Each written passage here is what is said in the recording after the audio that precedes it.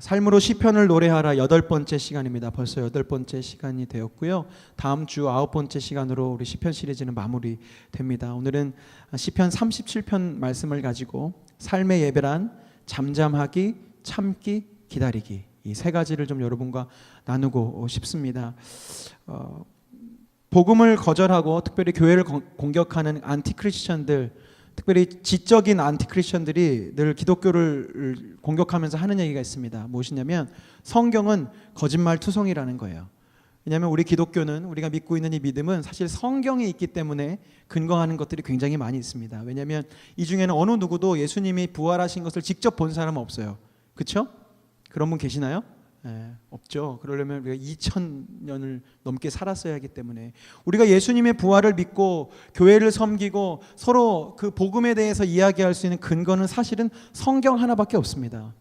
우리가 성경을 읽고 그 성경에 있는 내용을 내가 본 적도 없고 경험한 적도 없지만 내가 믿음으로 받아들였기 때문에 난 예수님을 믿겠습니다, 내가 교회 공동체를 섬기겠습니다 하는 거거든요. 그렇기 때문에 지적인 안티크리스천들, 그냥 뭐 대놓고 기독교 욕하는 사람들 말고 굉장히 전략적으로 기독교를 무너뜨리려고 하는 안티크리스천들이 늘 성경을 갖고 꼬투리를 잡아요.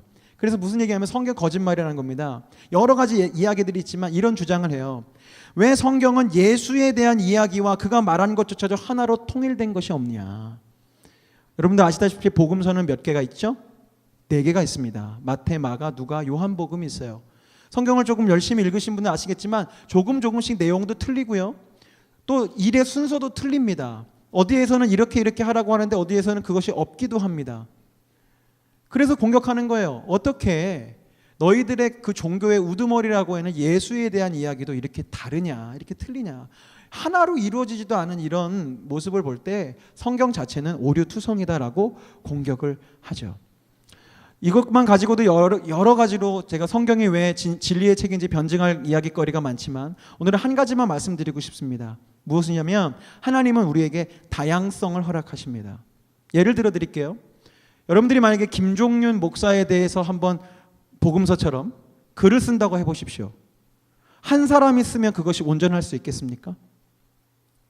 그게 겉으로 보기엔 온전한 것 같죠? 하나의 이야기가 쓰여질 것 같고 거짓말이 안 섞일 것 같고, 그러나 그렇지 않습니다. 사람은 유한하기 때문에 내가 본 것과 내가 경험한 것을 서술할 수밖에 없어요. 예컨대 아내가 이야기하는 남편 김종윤의 이야기가 다르고요, 아이들이 말하는 아빠 김종윤의 이야기가 다르고요, 우리 나비 스탭들이 바라보는 김종윤의 이야기가 다르고, 우리 다른 목사님들이 저를 바라보는 목회자로서의 김종윤의 모습도 다 다릅니다. 그러면 그 다 다르기 때문에 그 이야기들이 다 거짓입니까? 아니죠. 각자가 보고 경험한 바에 그 이야기들이 하나로 종합될 때 오히려 그 이야기는 풍성해지고 더 진리에 가까워지는 것이죠. 김종윤이라는 사람 이런 사람이야. 아내가 이야기하는 거, 아이들이 이야기하는 거, 우리 스태프들이 이야기하는 거, 다른 목회자들이 이야기하는 것이 다 기록되어져야 김종윤이라는 사람은 이런 사람이구나 라고 알 수 있는 것입니다. 그래서 주님은 다 다른 이야기를 하고 때로는 어디에서 다른 이야기가 빠져 있기도 하지만 4복음서를 허락하신 거예요. 왜냐하면 예수님에 대해서 마태는 이렇게 보았고 누가는 이렇게 보았고 요한은 또 이렇게 보았기 때문이죠. 그래서 성경 안에는 그런 다양함의 신학들이 서려 있습니다. 그 다양함이 온전함을 만들기 때문입니다. 성경이 세상을 바라보는 방식에서도 다양하게 2가지가 나타나요. 이게 제가 점점 오늘 깊이 얘기할 텐데, 하나라면 좀 편할 텐데 세상은 이렇게 돌아가는 거야, 공식처럼 이렇게 성경이 정해주면 거기에 따라서 살면 되겠는데, 성경에는 다양하게 아주 극명하게 2가지로 이야기합니다. 첫 번째, 어떻게 세상을 바라보느냐, 악인은 망할 것이고 의인은 형통할 것이라는 이야기가 성경에 기록되어 있습니다. 대표적인 것이 신명기입니다. 신명기. 모세오경을 핵심으로 잡는 것은 신명기고요.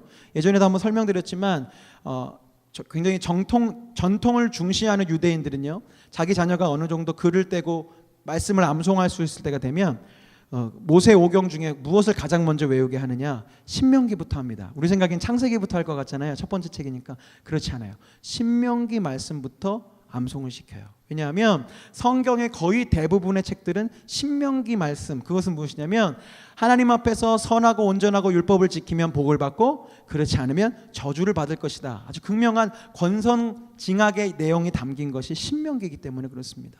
그래서 그 신명기 입장에서 창세기, 출애굽기, 레위기 말씀이 정리가 된 것이고요. 사무엘 상하, 열왕기 상하를 신학적으로는 신명기 사관 이렇게 이야기하는데, 신명기에 따른 아무리 제 아무리 왕이라 할지라도 하나님 말씀 어기면 벌받고 혼이 난다는 것을 이야기하고 있는 것이 사무엘 상하, 열왕기 상하예요. 그래서 자세히 보시면 다윗이 실수하고 범죄하고 한 내용이 너무나도 자세하게 기록되어 있습니다. 이와 다르게 역대 상하는 그런 내용들을 깊이 다루지 않아요. 그만큼 신명기에 대한 생각, 악한 자들은 망하고 의인은 형통한다는 생각이 성경을 다스리고 있습니다. 그러나 성경에는 그 이야기만 하지 않아요. 성경은 악인이 형통하며 의인 역시 고난받을 수 있음을 이야기합니다. 대표적인 성경의 한 책이 무슨 책이죠? 욥기입니다. 욥기가 시작될 때 보면 당대에 욥과 같은 의인이 없다라고 얘기했고 하나님도 욥 때문에 굉장히 기뻐하신 장면이 나와요. 그럼에도 불구하고 욥은 수없이 많은 고난을 당하죠. 욥기가 왜 성경, 특별히 구약 39권 중에 들어가게 되었느냐? 하나님은 그 다양성을 이야기하시는 것입니다. 하나님 정하신 원칙이 있습니다. 악인은 망할 것이고 의인은 형통할 것인데, 제가 차차 설명하겠지만 이 땅에서 사는 동안에는 그런데 눈으로 보기에는 악한 사람이 형통하고 의인이 고난받을 수 있음을 성경은 부정하지 않는다는 것입니다. 특별히 이제 우리가 많이 고백하고 있는 시편에 보면 이런 내용들이 다 하나같이 기록되어 있죠. 다시 한번 시편 73편을 한번 읽어드리겠습니다. 아삽의 시, 예배인도자 아삽의 고백이었습니다. 하나님이 참으로 이스라엘 중 마음이 정결한 자에게 선을 행하시나, 이게 신명기 사관이죠. 선을 행하는 자, 정결한 자에게 선을 행하신다는 거예요. 그런데 나는 거의 넘어질 뻔하였고 나의 걸음이 미끄러질 뻔하였으니 이는 내가 악인의 형통함을 보고 오만한 자를 질투하였음이로다. 그들은 죽을 때에도 고통이 없고 그 힘이 강건하며 사람들이 당하는 고난이 그들에게는 없고 사람들이 당하는 재앙도 그들에게는 없나니 그러므로 교만이 그들의 목걸이요 강포가 그들의 옷이며 살찜으로 그들의 눈이 솟아나며 그들의 소득은 마음의 소원보다 많으며. 이 지금 아삽의 시편 73편이 지금 여러분들이 살아가고 있는 21세기 한국 사회의 세계의 모습과 다를 바가 없지 않습니까? 분명히 성경은 마음이 정결하고 하나님을 찾고 주님을 예배하는 자에게 선을 베푸시고 은혜를 베푸신다고 이야기하고 있는데, 이 아삽이 바라보는 것처럼 현실을 보니까 그렇지 않은 거예요.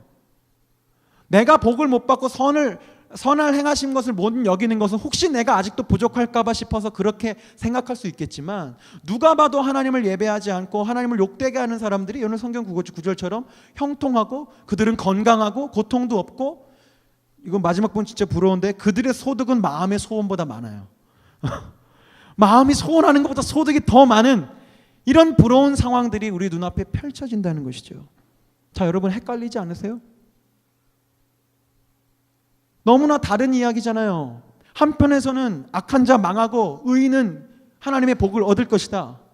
근데 또 다른 시편에서는 악한 자는 형통하고 악한 자는 돈이 많고 악한 자는 건강하기까지 하는 상황들이 다 기록되어 있는데, 여러분들은 어떻게 하실 거예요? 그냥 둘 중에 하나만 믿고 사시겠어요? 그렇지 않습니다. 제가 아까 마태, 마가, 누가, 요한복음을 말씀드린 이유가 여기 있어요. 종합해야 완전해집니다. 어떤 사람은요 신명기 사관만 지금도 붙잡고 살아요. 수없이 많은 기도원에 들어가신 많은 분들이 기도 열심히 하고 헌금 많이 내고 하나님께 충성하며 복 받을 거야. 무엇만 붙잡은 거예요? 신명기 사관만 붙잡은 거예요.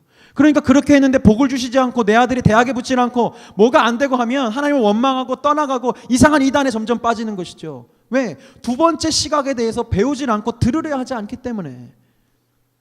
악인은 형통하고 의인 역시 복음 안에서 고난받을 수 있다는 이야기를 받아들이려고 하지 않기 때문에 그들의 신앙은 점점 어그러지는 것입니다. 오늘 이 시편 37편을 통해 제가 여러분들에게 이것을 종합해 드리고 싶어요. 지금 매주 화요일 저녁마다 청년아 울더라도 뿌려야 한다는 그 이재철 목사님의 책을 가지고 몇몇 청년들과 북쉐어링 모임을 하고 있습니다. 크리스천 청년으로서 명확히 이렇게 개념을 잡아야 될 소주제들을 이렇게 한 주 한 주 보고 있는데, 지지난주는 크리스천과 역사였어요. 역사. 자, 여러분들 역사하면 뭐가 떠오르십니까? 역사. 벌써 이렇게 잠잘 준비를 하고. 오늘 여러분 정신 바짝 차려주세요. 오늘 내용이 굉장히 많습니다. 문 좀 잠가 주시고요. 네. 역사하면 뭐가 따라오세요?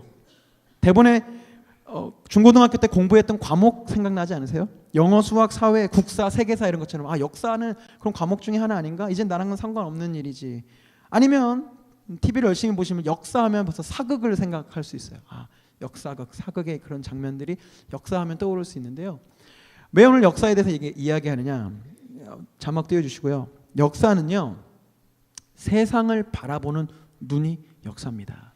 그냥 옛날에 단군 할아버지가 터 잡으시고 이게 역사가 아니고요. 세상이 어떻게 돌아가는지 바라보고 있는 눈이 역사예요. 그것을 줄이면 사관이라고 하는데요. 우리 모든 사람들은 각자 나름의 사관을 지니고 있어요. 내가 역사학자가 아니어도요, 내가 무슨 역사 공부를 좋아하지 않아도요, 내가 사극을 즐겨보지 않아도요, 여러분들 각자 마음속에 나의 사관이 있습니다. 그것은 다시 말씀드리면 세상을 어떤 틀로 바라보겠느냐에 대한 세팅값이에요.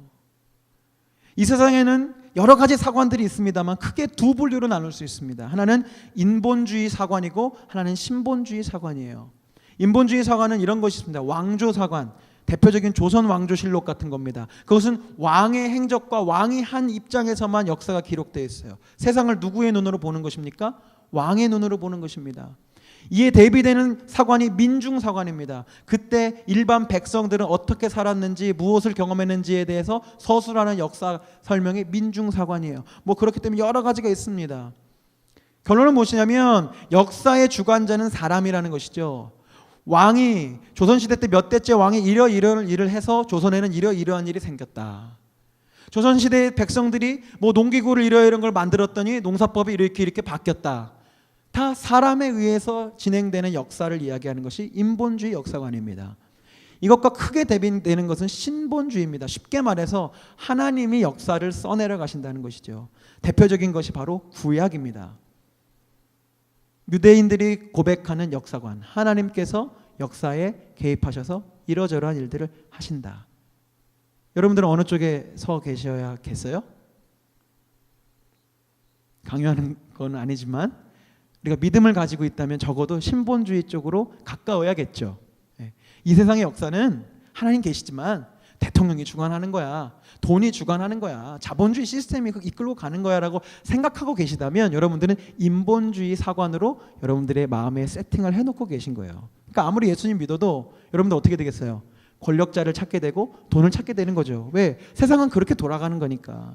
근데 하나님이 이 세상을 이끄시고 만들어 가신다라고 믿는 사람들은 이제 누굴 의지하게 되냐면 자연스럽게 강요하지 않아도 하나님을 의지하고 하나님께 잘 보이려고 할 수밖에 없는 거죠. 그런데 중요한 것을 오늘 제가 말씀드리고 싶어요. 이거 좀 어려운데 이 신본주의 사관도 그게 그거 갖고 비슷한데 두 가지로 나눠서 살펴볼 수 있어야 됩니다. 자막 띄워주시면 하나는 운명론이고요, 하나는 섭리론이에요. 이게 사실 설명이 굉장히 복잡한데 혹시 오늘 제 설교를 듣고 많이 헷갈리신 분 저에게 따로 메일이나 페이스북을 통해서 질문을 올려주십시오. 그럼 제가 답변해 드릴 대로 답변 드리고 싶은데 운명론과 섭리론을 좀 설명드리고 싶은데 예언에 대한 자막을 띄워주십시오. 예언. 여러분 예언 아시죠? 예언이 한자가 이렇게 두 가지가 있습니다. 근데 한자를 막 정확히 지금 공부하실 필요는 없고요. 첫 번째 예언과 두 번째 예언이 있어요. 그런데요, 첫 번째 예언은 무엇이냐? 보통 흔히 쓰는 예언입니다. 노스트라다무스의 예언, 이런 여기 제가 예 들었지만 점쟁이의 예언, 미리 있을 일들을 말하는 거죠. 예고편의 예자입니다. 미리 되어질 일을 점쟁이가 됐든 뭐가 됐든 보고 깨닫고 얘기해 주는 것이 예언이죠. 우리가 많이 생각할 때 성경의 예언, 선지자들의 예언을 이 1번의 예언으로 생각하기 쉬운데요. 성경에 기록된 예언은 두 번째 예언입니다. 저 예언은 무엇이냐면 신으로부터 직접 계시된 말씀을 맡아두는 거예요. 이 예자는 그 맡아둔다는 뜻의 예입니다. 그래서 예금, 은행의 예금, 정기 예금할 때 예자가 저 예자예요. 왜요? 은행은 여러분의 돈을 맡아두고 있는 거잖아요. 다음에 쓸 수 있도록. 이해되시죠? 성경이 이야기하고 있는 예언은 두 번째 예언입니다. 근데 이게 왜 다른지 말씀드릴게요. 자막은 계속 띄워주세요. 첫 번째 예언이라고 생각하는 것은 무엇이냐면 세상에 하나님이 모든 것을 운명처럼 다 결정 지으셨다는 겁니다. 대번에 우리 청년들이 결혼 배우자를 찾을 때 하는 질문이에요. 내 운명의 짝은 어디 있을까요? 저한테 질문해요. 사모님을 만날 때 어떻게 확신하셨냐고. 하나님이 정하신 짝을 어떻게 확신하셨냐고. 막 그런 질문합니다. 그런 질문에는 뭐가 깔려 있느냐? 하나님이 내 인생을 주관하신다는 것을 믿기는 하는데 운명론적으로 믿는 것입니다. 내 인생의 가장 좋은 길들과 가장 좋은 사람들과 내가 해야 될 직업과 어떤 그런 것들을 하나님이 다 이렇게 잘 정해놓고 계시기 때문에 내가 그것을 잘 찾아서 그 길대로 걸어가야 된다고 생각하는 것이죠. 굉장히 신앙이 좋아 보이지만 이것은 잘못된 신앙입니다. 여러분들 만약에 이 운명론적인 사관에 사로잡혀 있으면 점점 여러분들은 누굴 찾게 되냐면 하나님의 말씀과 하나님의 말씀대로 살아가는 것을 찾기보다는 점쟁이를 찾아가요. 교회 안에도 점쟁이들이 너무 많습니다. 여러분들 다음 달에 11월 말에 다 이제 해외여행 가실 거죠? 왠지 아세요? 12월에 대한민국에서 전쟁이 난다며. 네? 못 들어보셨어요? 진짜요? 다들 성경만 보시나 봐요. 요즘 페이스북 좀 보세요. 미국에 있는 신학교를 나와서 이제 전도사라는 호칭을 부르는데 그 분이 젊은 여자분인데 연극 배우기도 하면서 미국에서 부동산 사업을 하신대요. 근데 또 전도사까지 하신대요. 그분이 예언을 하신 거예요. 12월에 한국에 전쟁이 일어난다. 지금 여러분들 그 관련된 걸 쳐보시면 노아의 방주 프로젝트가 시작되고 있습니다. 그 커뮤니티에 가시면 300만 원을 내시면 11월 말에 2차례에 걸쳐서 미국으로 다 나갑니다. 가서 한 어떤 목사님 집에 다 기거하면서 전쟁이 끝날 때까지 그곳에서 나라와 민족을 위해서 기도하는 일들을 하시겠다며 지금 노아의 방주 프로젝트를 준비하고 있어요. 무슨 사관입니까? 운명론이죠. 하나님이 나에게 말씀하셨다는 거예요. 12월에 대한민국 전쟁이 일어난다. 그러니까 어떻게 해요? 우리는 그 점쟁이 같은 그 가짜 전도사의 말을 듣고 결정해야죠. 미국은 못 가더라도 제주도라도 내려가 있어야 되잖아요. 왜? 미래가 결정되어 있는데 한 영험한 사역자가 그걸 봤다는 거야. 12월에 전쟁 난다고. 그럼 어떻게 해요? 우리는 거기에 맞춰서 그 운명에 맞춰서 내 행동을 바꿔나가야 되는 거 아닙니까?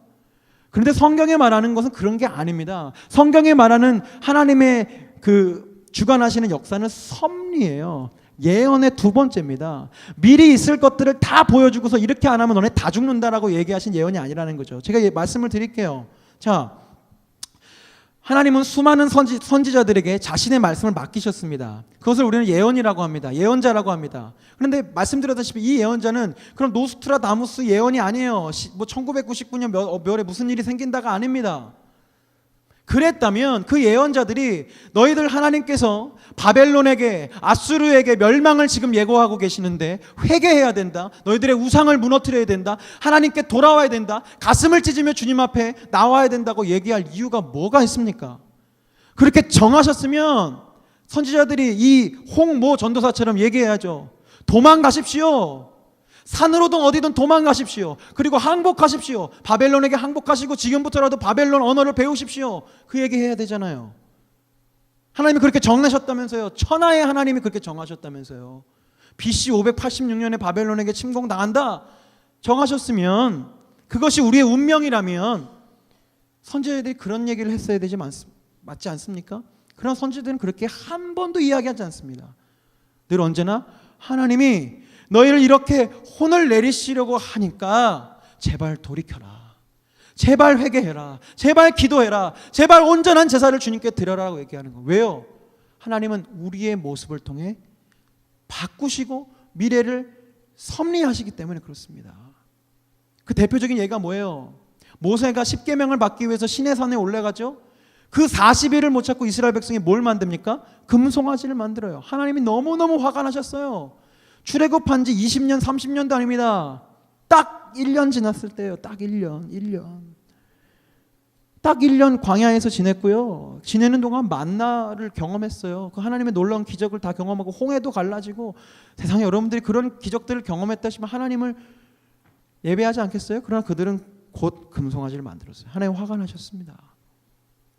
그래서 모세에게 이야기하시죠. 내가 이 민족을 가만둘 수가 없다. 내가 다 다 진멸해버리고 모세 너 한 사람으로 큰 나라와 큰 민족을 이루겠다고 얘기하시죠.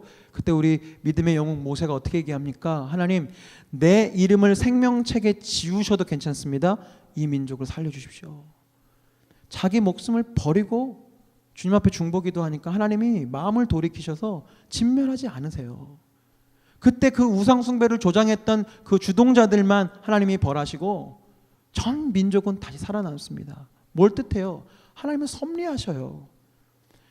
여러분의 미래를 하나님은 바꾸실 수 있어요.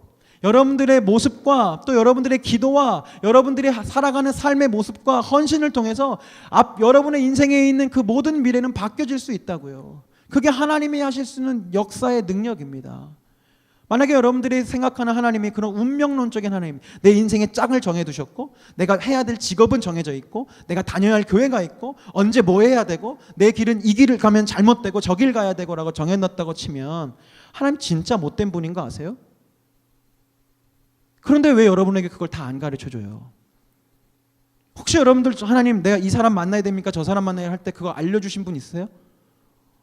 있어요? 나는 안 그렇던데. 하나님 그렇게 안 하시거든요. 근데 만약에 그게 정해져 있는데 하나님이 안 알려주면 하나님 진짜 나쁜 사람이죠. 나쁜 존재죠.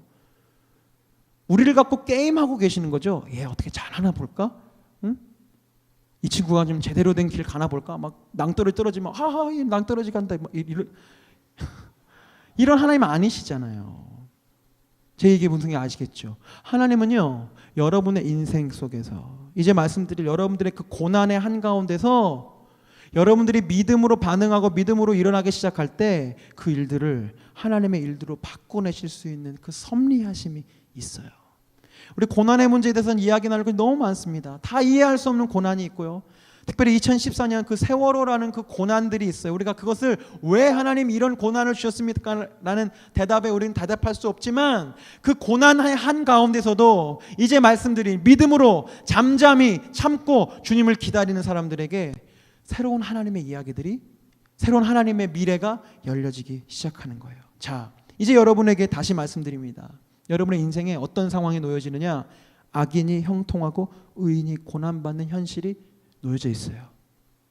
이제 여러분은 이제 이 상황을 여러분들의 그 직장 생활과 여러분들의 삶의 그 자리를 어떤 눈으로 볼 것인가를 여러분이 결정해야 합니다. 하나님이 여러분들 그것을 억지로 씌우실 수가 없어요. 아시죠? 하나님은 우리의 마음을 억지로 조종하실 수가 없습니다. 세 가지 눈이 있다고 말씀드리겠어요. 첫 번째는 인본주의적인 안경입니다. 아까 말씀드린 대로 돈이 있어야 돼, 권력이 있어야 돼. 왜? 돈과 권력으로 세상은 돌아가니까. 악한 자를 억누르려면 내가 의인이야? 그럼 나 돈이 있어야지. 권력으로 악한 자들을 눌려야지라고 생각하게 돼요. 두 번째는 운명론의 안경을 쓰게 되면 아까 말씀드린 대로 점쟁이들에게 속박됩니다. 점쟁이 같은 사역자들을 찾아가게 되고요. 여러분들의 미래를 봐줄 수 있는 영험한 어떤 영적인 지도자들을 계속 찾아다니게 돼요. 왜? 가장 확실한 미래를 내가 봐야 제대로 살아갈 수 있으니까. 마지막 여러분들에게 추천드리는 안경은 뭐라고요? 섭리론의 안경. 제가 믿지는 않지만 심지어 12월에 전쟁이 난다 할지라도 그런 일은 없을 겁니다만 전쟁이 일어나면 또 어떻습니까? 그 가운데서도 하나님의 사람들에게 하나님이 새 일들을 행하실 것을 우리가 믿는다면 그 어떤 고난 속에서도 하나님의 길을 걸어가는 것이죠. 이제 여러분들에게 섭리론을 따랐던 믿음의 사람 다윗의 세 가지 권면을 말씀드리고 말씀을 마치려고 해요. 이제 잘 들으셔야 돼요. 이제 여러분들이 섭리론의 안경을 끼기를 원한다는 전제하에서 말씀을 들어가겠습니다. 다윗은 철저히 섭리론의 사람이었습니다. 하나님이 일하실 것이고 하나님이 나를 이끄실 것이라는 것을 믿고 있었죠. 지지난주 제가 그래서 말씀드렸습니다. 주의 도를 내게 알리소서. 내가 그 길을 행하겠다고. 하나님의 길, 그게 운명처럼 정해진 길이 아니라 하나님께서 섭리하시고 일하실 그 길을 알려달라고 하는 고백이었거든요. 첫 번째, 잠잠하라는 것입니다. 잠잠하라. 잠잠하는 게 뭘까요, 여러분? 그냥 고난이 왔으면 가만히 그냥 멍하고 서 있는 게 잠잠한 건가요? 그렇지 않습니다. 잠잠하라는 성경의 권면은 생각하라는 겁니다. 생각하라. 베드로후서 1장 12절에서 15절 말씀을 좀 여러분이 큰 목소리로 읽어주셨으면 좋겠어요. 시작.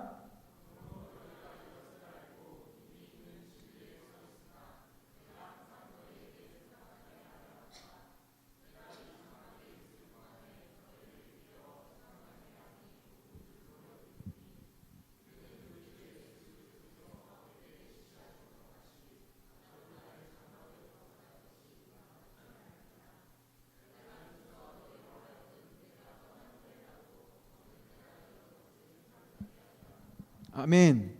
여러분들이 이렇게 읽으셨지만 계속 노란 표시가 되어 있었습니다. 베드로가 그 베드로후서의 편지를 받는 그 소아시아에 있는 성도들에게 얘기합니다. 생각나게, 생각나게, 생각나게. 이 늙은 사도가 죽음을 앞에 두고서 그 편지를 쓴 이유가 무엇이냐? 예수님에 대해서, 복음에 대해서, 그리스도인들이 어떻게 살아야 되는지에 대해서 이렇게 편지를 적은 이유가 무엇이냐면, 너희들이 이것을 읽을 때마다 예수님을 생각하고, 이것을 읽을 때마다 하나님의 방법을 생각하고, 이것을 읽을 때마다 그리스도인은 어떻게 살아야 되는지에 대해서 생각하라고. 여러분, 생각은 언제 할 수 있는지 아세요? 잠잠할 때 할 수 있습니다. 여러분들이 바쁘고 분주하고 정신없을 때 무슨 생각을 할 수 있어요? 잠잠하라는 것은요, 생각하라는 거예요. 이것저것 다른 방법을 생각하는 것이 아니고 하나님을 생각하라는 것입니다. 예수님을 생각하고 성경의 말씀을 생각하라는 거예요. 여러분, 그러면 다시 말씀드리지만 바쁘고 분주하면 절대로 생각할 수 없어요. 그런데 요즘 세상은 점점 더 바빠지죠. 여러분들 손에 들고 있는 그 스마트폰이 여러분들의 마음과 생각을 빼앗아서 도저히 잠잠한 시간을 주지 않습니다. 아침에 눈 뜨자마자 검색하고 찾아보고 버스든 어디든 그저 계속 보잖아요. 생각하지 못하게 합니다. 그러나 여러분, 이제 악인이 형통하고 의인이 고난받는 상황 앞에서 잠잠하셔야 합니다. 지루할 정도로 따분한 생각할 수 있는 시간과 생각할 수 있는 공간을 확보하셔야 돼요. 방법적으로 그렇기 때문에 아침에 말씀을 묵상하고 큐티하는 시간이 그래서 중요합니다. 잠잠할 수 있는 시간이거든요. 하나님을 생각할 수 있는 시간이에요. 내가 진짜 두려워할 것은 사람인가 하나님인가? 나는 사람에게 속한 사람인가 하나님의 종인가? 나는 하늘에 속한 사람인가 땅에 속한 사람인가? 늘 생각할 수 있는 그 잠잠한 시간, 그 잠잠함을 확보해야 합니다. 그 잠잠함이 없이는 여러분 절대로 믿음의 생활을 믿음으로 결단할 수 없어요. 우리 아까 마지막 고백한 찬양처럼 내가 승리할 수 없어요. 잠잠하십시오. 두 번째는 참으라는 것입니다. 이것은 무엇이냐면 내 방법을 내려놓고 주님의 방법을 선택하라는 거예요. 다윗은요, 사울을 죽이지 않았습니다. 다윗은요, 자신에게 바역한 아들 압살롬을 직접 혈기로 죽이지 않았습니다. 물론 다른 대신들이 있었기 때문에 반역자인 압살롬을 죽이라고 명령했지만 자기가 막 혈기로 화가 나서 죽이지는 않았어요. 다윗은 끝까지 사울도 압살롬도 품으려 했습니다. 왜요? 참은 것이죠. 자기의 방법, 자기의 감정대로 반응하기보다 하나님의 방법대로 행하려고 다윗은 참은 거예요. 여러분, 이 성경에서 잠잠하고 참고의 그 참고는 단순히 악한 상황을 보면서 묵인하고 조용히 살라는 말이 아니에요. 올 한 해 유행어처럼 가만히 있으라, 그런 말이 아니란 말입니다. 너는 그냥 악 앞에서 조용히 해. 너 힘 없잖아. 참고 살아 그냥. 그 참음이 아니에요. 여러분들은 악한 문제와 불의한 상황 앞에서 대번에 여러분들의 방법이 튀어나갑니다. 내 욕이 나가고 내 짜증이 나가고 나의 혈기가 나가고 그것이 의롭다라는 어떤 생각을 가질 수도 있지만 어쨌든 내 방법대로 저지르고 후회하거나 저지르고 자기가 잘했다라고 교만함에 빠지죠. 여러분, 참아야 합니다. 그리스도인의 방법은요, 감정적인 반응과 복수가 아니고요, 효율과 성과를 따지는 그런 빠른 방법들이 아니에요. 왜냐? 우리 그리스도인들은 예수님을 따라가는 사람들이고 우리 그리스도인들은 그렇기 때문에 예수님의 방법을 사용해야 합니다. 예수님이 이 세상에서 당신의 일을 하실 때 무슨 방법을 사용하셨냐면 십자가라는 방법을 사용하셨어요. 아시죠? 십자가는 결코 빠르거나 효율적이거나 복수하는 방식 아닙니다. 십자가는 느려요. 십자가는 무력해 보입니다. 십자가는 진 것처럼 보여요. 그러나 진정한 승리는 어디서부터 나왔어요? 십자가에서부터 나왔어요. 이제 여러분들이 취해야 될 방법이 그 무력한 십자가의 방법이어야 합니다. 예수님은요, 참으셨어요. 성경을 볼까요? 마태복음 26장 말씀입니다. 겟세마네 동산에서 이제 예수님을 잡으려고 이제 많은 로마 병정들과 이제 대제사장들이 온 거예요. 51절, 예수와 함께 있던 자 중에 하나가 손을 펴 칼을 빼어 대제사장의 종을 쳐 그 귀를 떨어뜨리니 이에 예수께서 이르시되 내 칼을 도로 칼집에 꽂으라. 칼을 가지는 자는 다 칼로 망하느니라. 너는 내가 아버지께 구하여 지금 12군단 더 되는 천사를 보내시게 할 수 없는 줄로 아느냐? 내가 만일 그렇게 하면 이런 일이 있으리라 한 성경이 어떻게 이루어지겠느냐 하시더라. 예수님이 못하신 게 아니에요. 지금은요 겟세마네 동산에 군단은요 어마어마한 숫자입니다. 예루살렘 안에 로마 병정이 그만큼 들어올 수가 없는 숫자예요. 근데 그것을 몇 군단? 12군단이면 어마어마한, 정말 로마를 전복시킬 수 있을 만한 규모의 천사들을 내가 못 데려올 줄 아느냐. 그런데 어떠신다는 거예요? 참으신다는 거예요. 예수님은 하나님이시고 전능하신 주님이셨습니다. 만약에 하실 수만 있다면 십자가가 무슨 말입니까? 자기의 말씀 한마디로 로마의 황제를 넘어뜨리고 자신이 이 모든 열방의 왕으로 서실 수도 있었어요. 그러나 예수님은 자기의 그 방법을 쓰지 않으시고요, 겟세마네 동산에서 하나님 앞에 묻잖아요. 하나님, 할 수 있거든 이 잔을 옮겨주십시오. 그러나 내 뜻대로 마시옵고 아버지의 뜻대로 해주십시오. 우리식으로 표현하면 뭐예요? 내 방법대로 하지 마시고 하나님의 방법대로 해주십시오. 그 방법이 뭐였어요? 십자가였어요. 여러분, 그냥 듣고 흘려보내지 마세요. 여러분들이 지금 여러분의 삶의 그 고난의 현장에서 참지 않고 내가 할 수 있는 12군단 데려와서 일을 해결하고 싶을 때가 많을 거예요. 내가 배운 게 있는데, 내가 내 나이가 있는데, 내 경험이 있는데, 내가 섬겨왔던 시간들이 있는데 날 무시해? 내가 한번 보여주지 뭐 라고 우리가 할 때가 많아요. 절대로 그런 여러분들의 방법으로는 하나님의 섭리하심이 일어나기가 힘듭니다. 그렇기 때문에 우리는 참아야 해요. 우리 그리스도인들은요 결코 악을 악으로 갚지 않습니다. 할 수 있는 한 모든 사람과 더불어 화목하는 것이 그리스도인의 할 일이에요. 참으셔야 합니다. 마지막 세 번째, 기다려야 합니다. 그것은 무엇이냐? 여러분들이 이제 이 역사가 흘러가는 것을 섭리론의 입장에서 바라보신다 그랬어요. 그 말은 무슨 일이냐면, 내 눈앞에 펼쳐진 상황이 영 아니고 이 여기서 도대체 무슨 일이 일어날까 싶지만 이 상황 속에서 하나님이 무언가를 만들어 가실 것을 기대한다는 것이죠. 여러분, 질문 하나 드리고 싶습니다. 아이가 가장 안전할 때는 언제일까요? 차차 우리 나비50에 아이 키우시는 분들이 점점 많아지고 여러분들이 결혼도 하시고 가정도 이루셔서 나중에 아기랑 같이 다 나비에 왔으면 좋겠어요. 왜냐면 아이 키우는 얘기는 늘 저만 하고 있는 것 같아서. 여러분, 아이가 가장 안전할 때 언제예요? 보통 우리는 그렇게 생각하죠? 모든 보호 장비와 시설이 완비되어 있고 푹신푹신한 것들이 다 되어 있을 때 안전하지 않을까요? 아닙니다. 그렇게 따지면 모든 안전장비가 잘 되어 있는 수영장이나 놀이동산에서 왜 사고가 나겠어요? 안전한 것들, 상황과 환경이 구비되어 있다고 아이의 안전이 확보되는 게 아니에요. 아이는 언제 안전하냐면 부모가 지켜보고 있는 현장에서 안전합니다. 제 말 무슨 말인지 아시겠어요? 부모가 지켜보고 있으면 심지어 그 자리에 압정이 깔려 있다 할지라도 그 아이는 안전합니다. 왜요? 부모가 다 보고 있어요. 넘어질 때 붙잡아 주고요. 설령 넘어져서 어디가 까졌더라도 부모가 달려가서 그 상처에 약을 발라줄 수 있고요. 우는 아이를 업어서 달래줄 수도 있습니다.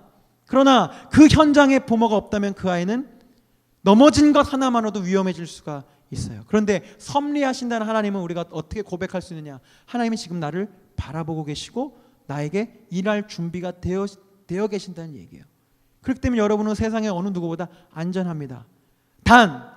그러나 우리에게 필요한 것이 있다면 그 섭리하실 하나님, 나를 바라보고 계신 하나님, 내가 기대하기 때문에 어떤 단계가 필요하냐? 기다림의 단계가 필요해요. 지금은 뭐 스마트폰도 쓰고 전화가 발달돼서 그런 일들이 없지만 아주 예전만 해도 약속 장소를 정하고 나서 우리가 나가게 되면 그 이후로 연락을 하지 못할 그런 시절이 있었잖아요. 여러분, 그때 얼만큼 기다릴 수 있겠어요? 그 약속 장소에서 만날 사람이 오지 않을 때. 답은 간단합니다. 내가 믿을 수 있는 만큼만 기다립니다. 못 믿을 사람이면 한 10분 15분 기다리면 가는 거죠. 내가 이 사람 반드시 온다. 지금 무슨 일이 일어나는 걸 거야. 잠깐 길이 막혔을 거야 라고 믿고 끝까지 기다리죠. 그 사람이 올 때까지. 심지어 바람을 맞는다 할지라도 끝까지 기다립니다. 왜? 믿기 때문에. 여러분들, 기다리라는 것은 그것입니다. 여러분들이 주님을 믿는다면, 하나님께서 섭리하실 것을 믿는다면, 하나님께서 최후 승리를 여러분에게 주실 것을 믿는다면 여러분들은 잠잠히 참고 주님을 기다리는 거예요. 그 기다림이 있을 때 하나님은 그 기다림 속에서 새 일을 행하실 수 있어요. 우리 예배팀 나와주시고요. 말씀을 결론 짓겠습니다. 성경은 악인의 형통과 의인의 고난을 절대 부정하지 않습니다. 잘 들으십시오. 성경은요, 악한 사람이 돈 많이 벌고 악한 사람이 건강하고 악한 사람이 승승장구하는 것을 절대로 부정하지 않아요. 그런 현실을 고스란히 다 보여주고 있어요. 게다가 의인의 고난들은 더 많이 기록되어 있어요. 예레미야, 에스겔, 이사야 고난당하고, 우리 예수님 고난의 절정에 십자가 지시고, 바울은 순교했으며 많은 의인의 고난들이 기록되어 있습니다. 절대 부정하지 않습니다. 그러나 그것만 기록되어 있다면 우리 너무 슬플 거예요. 그러나 성경은 동시에 이야기해요. 악인의 형통과 의인의 고난이 전부가 아니다. 전부가 아니다. 이 땅에서 삶이 너의 눈에 보이는 것으로 전부가 아닐 것이다. 신명기에서 얘기하는 것은 여러분들이 이제 어떻게 종합하셔야 되냐면, 신명기 말씀이 틀렸다는 것이 아닙니다. 하나님의 말씀에 순종하고 하나님의 율법과 율례를 따라 살아갈 때 우리에게 주어지는 복은 무엇이냐? 영생하도록 얻을 영원한 생명입니다. 아멘. 하나님의 말씀을 따르지 않고 예수님을 섬기지 않고 십자가의 길을 걷지 않은 사람들에게 받을 저주는, 이 땅에서는 그렇게 사는 사람들이 돈도 많이 벌고 건강한 것처럼 보이지만 여러분들의 믿음의 눈을 들어보셔야 됩니다. 그들에게는 저주가 임합니다. 그들은 하나님의 영원한 생명에 참여하지 못하는 자들이 될 것입니다. 그것을 우리가 믿어야 해요. 단순하게 예수천당 불신지옥을 그렇게 기능적인 교리를 믿는 게 아닙니다. 최후의 하나님의 심판과 믿는 자에게 허락하실 하나님의 나라와 믿지 않으려는 자에게 주실 그 영원한 형벌에 대해서 우리가 정말 두려운 마음으로 믿고 있다면, 여러분들은 믿음으로 이 고난의 산상 가운데서 이겨낼 수 있어요. 성경의 역사가 그것을 증명합니다. 하박국 선지자도요, 여러분처럼 저처럼 이 시편에 있는 다윗처럼 통일하게 하나님 앞에 물어봤어요. 주께서는 눈이 정결하심으로 악을 참아 보지 못하시며 패역을 참아 보지 못하시거늘 어찌하여 거짓된 자들을 방관하시며 악인이 자기보다 의로운 사람을 삼키는데도 잠잠하십니까? 나중에 하박국서를 한번 읽어보세요. 하박국이 하나님 앞에 부르짖으며 이 얘기를 했다고 써 있어요. 부르짖으며 울면서 너무너무 속이 상하고 이해할 수 없어서. 하박국도 배웠거든요. 하나님의 말씀대로 사는 사람은 형통하고 하나님의 말씀 떠난 사람은 벌을 받을 것이라고 배워왔는데 현실이 그렇지가 않은 거예요. 하나님 왜 잠잠하십니까? 왜 가만히 계십니까? 그때 지그시 주님이 말씀하세요. 여호와께서 내게 대답하여 이르시되 너는 이 묵시를, 이 말씀을 기록하여 판에 명백히 새기되 달려가면서도 읽을 수 있게 하라. 얼마나 중요한 말씀이면 달려가면서도 볼 수 있게 기록하는 겁니다. 그 기록된 말씀 이겁니다. 이 묵시는 정한 때가 있나니 그 종말이 속히 이르겠고 결코 거짓되지 아니하리라. 비록 더딜지라도 기다리라. 지체되지 않고 반드시 응하리라. 보라, 그의 마음은, 악한 자들입니다, 그의 마음은 교만하여 그 속에서 정직하지 못하나 의인은 그의 믿음으로 말미암아 살리라. 아멘. 의인은 그의 믿음으로 말미암아 살리라는 그거를 돌판에 명백히 새겨서 뛰어가면서도 읽을 수 있게, 정신없는 상황 가운데서 읽을 수도 있게, 고난 가운데서 읽을 수 있게, 전쟁 가운데서 읽을 수 있게 명백하게 마음판에 생각에 새겨 놓으라는 거예요. 의인은 오직 믿음으로 산다. 어떤 믿음? 하나님께서 말씀하신 그 종말이 반드시 온다. 더딜지라도 기다리라. 하나님께서 그 심판의 때를 허락하시리라. 아멘. 하나님 여러분을 심판하십니다. 두려워하지 마십시오. 여러분이 하나님의 사람으로 살아가면 그 심판은 칭찬과 상을 받는 자리가 될 것입니다. 그러나 여러분들이 하나님의 뜻대로 살지 않았을 때 그 심판의 자리는 부끄러운 자리, 도망치고 싶은 자리가 될 거예요. 이 믿음, 잠잠하고 참고 기다리는 이 믿음으로 믿음의 영웅들은 악인들이 제패한 세상에서 복음으로 승리했습니다.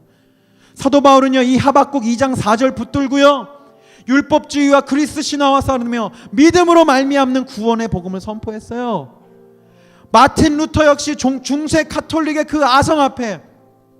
이 하박국 2장 4절 오직 의인은 믿음으로 말미암아 살리라, 그 말씀 하나 붙들고 자기 목숨을 버리면서까지 종교를 개혁했습니다. 감리교 운동을 시작한 요한 웨슬리 목사님 역시 이 하박국 2장 4절의 진리를 붙들고 복음 사역에 매진했습니다. 뿐만 아니라 우리가 알지 못하는 무수히 많은 믿음의 의인들이 오직 의인은 믿음으로 말미암아 살리라, 이 구절 하나 붙들고 자기 목숨을 버리면서 복음을 전하고 주님의 사랑을 전하고 자기가 희생하는 십자가의 방법으로 이 세상을 하나님의 나라로 만들어갔어요. 로마서 8장 28절 우리가 알거니와 하나님을 사랑하는 자 곧 그의 뜻대로 부르심을 입은 자들에게는 모든 것이 합력하여 선을 이루느니라. 이게 섭리하시는 하나님의 비밀이 기록된 구절이에요. 여러분 믿으십시오. 섭리하심의 역사하신 하나님을 정말 믿으십시오. 이 땅에서의 인생이 전부가 아님을 진실로 믿으십시오. 악인의 심판과 의인의 영광스러운 부활이 있다는 것을 정말로 믿으셔야 합니다. 믿어야 합니다. 그래야 흔들리지 않고 쓰러지지 않을 수 있어요. 믿어야 합니다. 그래야 우리를 통해 하나님의 의로운 일들이 계속되어질 수 있어요. 사랑하는 여러분, 여러분만이 이 땅의 소망입니다. 섭리하실 하나님을 믿고 하나님의 뜻대로 살기를 다짐하는 여러분들로 인해 하나님의 일은 이루어질 거예요. 여러분, 하나님의 뜻대로 사십시오. 그리고 그 뜻대로 살기 때문에 다가오는 고난을 의연하게 맞이하십시오. 주님 뜻대로 살면 고난이 찾아올 것입니다. 왜냐? 세상의 흐름에 우리는 역행하면서 살 것이기 때문에. 그러나 그 고난 앞에서 잠잠하십시오. 생각하라는 말입니다. 그리고 참으십시오. 여러분의 방법이 아니라 하나님의 방법, 십자가의 방법, 자기 희생의 방법을 택하시란 말입니다. 그리고 주님의 역사하심을 이제 믿고 기다리십시오. 그럼 반드시 주님은 여러분을 통해 당신의 일을 이루실 거예요. 아멘. 아멘. 여러분 잘 아시는 찬양 우리 결단하면서 찬양하십시다.